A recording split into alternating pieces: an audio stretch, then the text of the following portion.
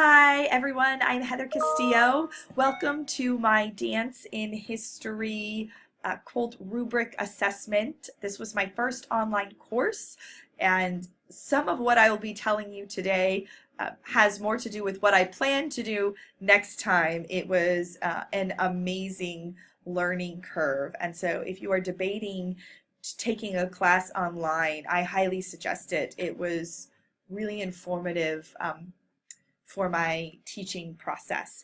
Before I dive into section 4 and section 8, which you can find in videos and pages below on my QOLT rubric page, I just kind of wanted to give you a brief tour of my actual CI Keys page that I created for my students, which was linked when they initially started the class in an email, but it was also accessible in their Blackboard site, but they primarily got most of their information from a CI Keys page. So I had a welcome, just letting them know that this was my first online class and how to get started and a little bit about who I was.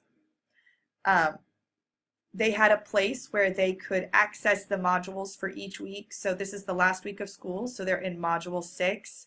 But today I actually added, for the sake of creating this video, a sample module with a sample Padlet of what the students see when they click on. And then they go to their Google Doc, which was set up the same way every week. We'll get more into this when you look in section 4, but I just really wanted to show you how everything was set up. Back to the home page. They could access the syllabus, which was a popular page. I made sure that my contact information was easily accessible, plus a link to my Zoom account, which I had open during my office hours. Clearly letting them know what tools they would need for this course, including technology. And I really let them know, based on what I had read from other online syllabi, I borrowed with permission. Thank you very much to those people who helped me develop my language in what we called course netiquette for online learning and those expectations, along with their student learning objectives.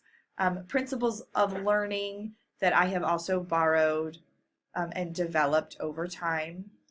Their grading policy with a link. This link was also on their home page, so they clearly knew how the points would break down over the course, and my policy on late work. Of course, the CI disability statement, plagiarism. I had a calendar link on top of a calendar list week to week. But at the end of it, I also had a course contract so that they could clearly let me know that they understood and had read the syllabus, not just skimmed over it. It was really important that they understood, had taken the time to watch the intro video and information. I had a separate link for their research project, which had specific due dates throughout. And then I have a place where they could access old modules in case they wanted to access reading material to reference in their research project or other things. But some of the cool stuff that I put into my website was I had a calendar link that I had embed. So right now we're in the month of December, but the students could clearly go and see what was due. They could click on an event, and it would just really help them stay on task. They could also take this link and they could sync it to their own Google Calendar and receive updates and daily emails if they wanted. So I really enjoyed having this link to the Google Calendar here.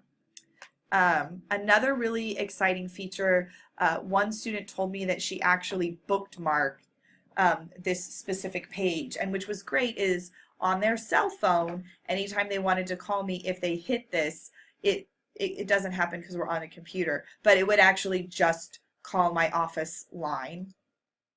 The other thing that I thought was great is I added a button that made it really easy to email. They didn't have to type it in, they just had to hit that button and it would easily email me. So being able to contact me was really important. I put some class extras, some just extra videos, ways for the students to interact with each other, and I believe in a little bit of fun in class, so the weekly dance meme, just to make them laugh. Again, another link to the syllabus, and at the bottom I included a link to my Zoom. So if any of them planned on Zooming me, instead of having to find that, there was just a link. They could just click it and get to me. And that was really important to me in setting up my website.